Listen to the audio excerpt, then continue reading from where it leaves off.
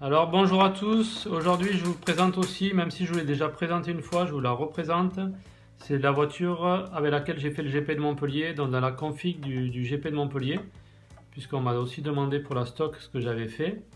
Donc la carreau, j'ai roulé avec cette carreau. Franchement, d'habitude je roule pas avec, mais là j'avais envie de changer. Donc ça, c'est la Viola. C'est la Viola. Franchement, la carreau marche très très bien, elle est vraiment très bien, hein. J'ai mis un petit flap à l'arrière, comme vous voyez, qui dépasse pas beaucoup en fait. Généralement, je mets les flaps à peu près au niveau des bordures, la hauteur max. Donc j'ai fait les ouvertures, bien sûr, derrière, c'est assez important. J'ai mis quelques renforts. Voilà, c'est des petits renforts carbone que je fais. Je sais pas si vous les voyez. C'est des joncs carbone avec des petits œillets en alu des petits œillets un peu d'électricien. Voilà, je fais des petits renforts comme ça. Là, on peut dire que c'est vraiment béton. Ça ne peut pas bouger, hein. Là, c'est beaucoup mieux que des renforts plastiques. Derrière, c'est pareil. J'ai fibré cette partie-là. Et cette partie-là, ça évite de déchirer dans les angles des découpes. Et je mets aussi, là, c'est un petit bout de balsa fibré.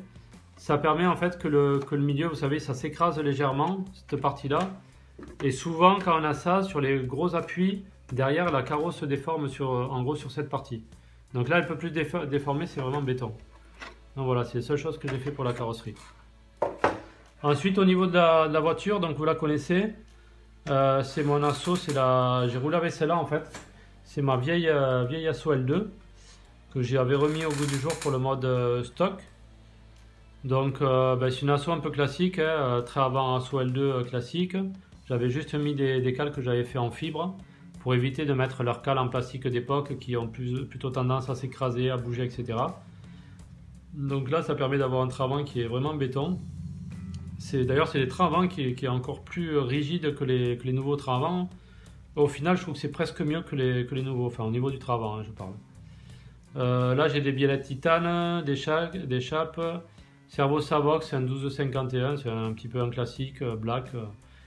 Ça serait peut-être mieux un servo de 12 un peu plus léger parce que je peux encore gagner du poids sur cette voiture, mais bon. Là, je l'ai monté comme ça. J'ai changé les supports de servo pour pouvoir aligner un servo à peu près correctement.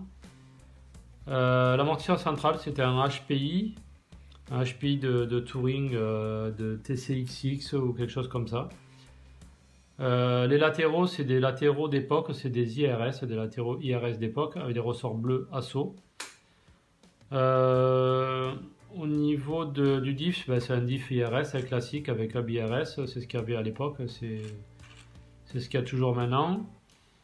Je vais vous parler de quoi? Le Vario, c'est un LRP Flow Work Team. J'ai mis ça parce que c'est bleu, ça rappelle un peu les Vario LRP d'époque. Mais c'est pareil, je pourrais encore l'améliorer cette voiture, puisque là sur le Vario on peut gagner quand même pas mal de poids. Sur le servo aussi. Les fils, je pourrais descendre un peu plus. Je pourrais mettre des fils plus fins, je pense. Enfin voilà, il y a pas mal de choses à faire pour l'améliorer. Mais là, elle est déjà pas mal. Donc en shorty, j'ai des shorties 6400. C'est largement suffisant, c'est même presque trop.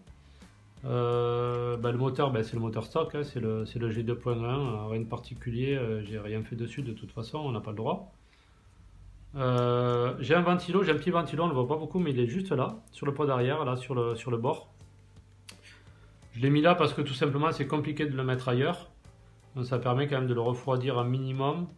C'est pas énorme, mais ça y fait toujours un petit peu. Voilà. Donc au niveau de l'électronique, rien de particulier. Juste pour les accus, perso, j'ai chargé ce week-end, j'ai fait une charge à 12 ampères. J'ai pas fait de décharge avant, j'ai rien fait. Donc c'est pareil, j'aurais pu peut-être améliorer. On gagne toujours un petit peu si on décharge comme en DTM ils font, voilà, on décharge à 40 ampères, on recharge à 20, 30, voire plus, il y en a qui le font. Moi très franchement pour ce week-end je ne l'ai pas fait et c'est très rare que je fasse ça. Surtout que je viens souvent avec un petit chargeur qui est très petit, qui charge à 12 ampères max, un ISDT là.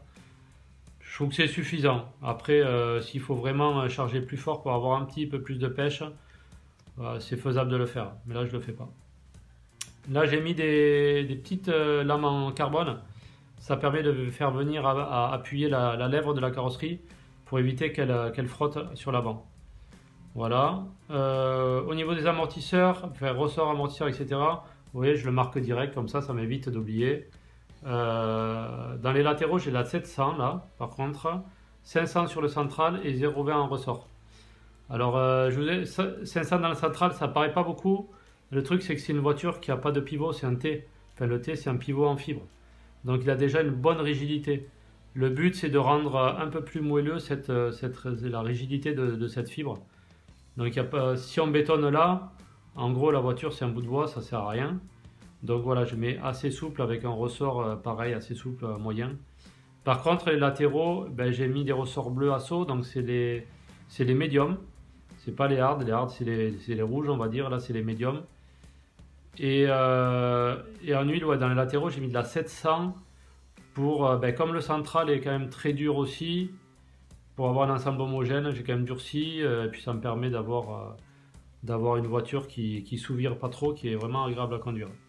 Au niveau des pneus, j'ai roulé tout le week-end avec des Neti 32-40. Voilà. J'ai jamais changé. J'ai roulé qu'avec ça. C'est pareil, il aurait pu peut-être y avoir un peu plus rapide, soit avec des Matrix, qui sont souvent un peu plus rapides, mais un peu plus délicats. Ou peut-être les GP auraient mieux marché, je sais pas. Mais là, franchement, avec les Neti, c'était vraiment sympa. Voilà. Après, sinon, au niveau des manches, pareil qu'en mode, je vais vous raconter vite fait. J'ai fait la première manche le matin qui était assez rapide. En fait, comme je faisais les deux catégories, en fait, le but c'était de faire une très bonne qualif et après de plus rouler de qualif du tout pour me consacrer et préparer ma voiture pour les finales. Ce cas, c'est que j'avais déjà traité les pneus pour la deuxième qualif.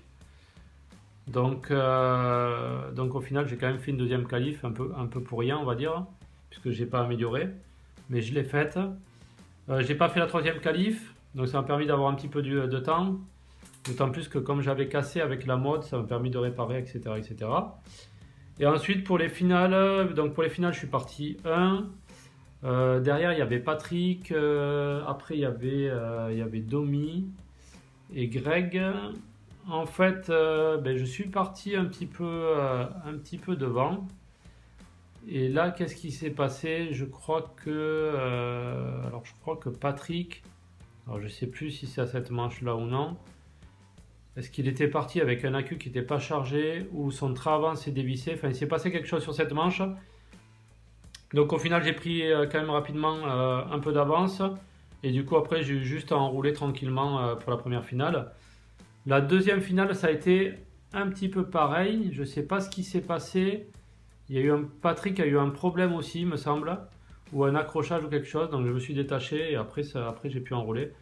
Et donc après, j'ai pas fait la troisième finale. Voilà, parce qu'après j'avais du mode et je voulais essayer d'aller un peu plus vite en mode.